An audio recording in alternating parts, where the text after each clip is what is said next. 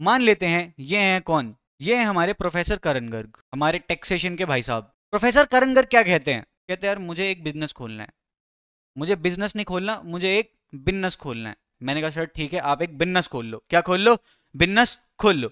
मैं प्रोडक्शन करूंगा आपके वाटर बॉटल्स का। मैंने कहा सर कौन सी वाटर बॉटल्स का करोगे, कहते सर प्लास्टिक की वाटर बॉटल्स का। मैंने कहा sir don't use plastic, save environment. Sir ने कहा चुप रहे, मुझे पैसा कमाने दे। मैंने कहा ओके बॉस, आपका हुक्म सर आंखों पर।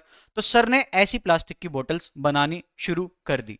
इन प्लास्टिक की बोतल्स को बनाने के लिए सबसे इंपॉर्टेंट मटेरियल कौन सा है, आप सभी के दिमाग में आ रहा होगा प्लास्टिक। आपका आंसर एकदम करेक्ट। तो अब मेरी बात को ध्यान से समझो।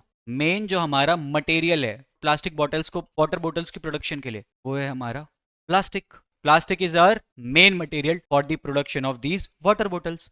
तो जो हमारा मेन मटेरियल होता है, अब ध्यान से समझना और ध्यान से सुनना, कहता है डायरेक्ट मटेरियल क्या है, ये एक ऐसा मटेरियल है जो प्रोडक्शन प्रोसेस का बेसिक एलिमेंट है। बेसिक एलिमेंट का मतलब क्या है कि भाई अगर ये नहीं है ना तो प्रोडक्शन प्रोसेस शुरू ही नहीं हो सकता।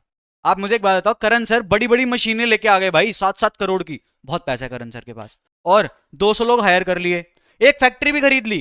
कहते सर मैंने सब कुछ कर लिया, प्रोडक्शन करना है। मैंने कहा सर प्रोडक्शन करना है इस प्लास्टिक की बोतल का, जब तक प्लास्टिक ही नहीं है तब तक प्लास्टिक की बोतल का प्रोडक्शन करोगे कैसे। तो दैट्स वाई माय डियर झल्लों जिगर के छल्लों, डायरेक्ट मटेरियल क्या है, एक बेसिक एलिमेंट होता है हमारे किसका, प्रोडक्शन प्रोसेस का, जिसके बिना प्रोडक्शन करना इम्पॉसिबल है।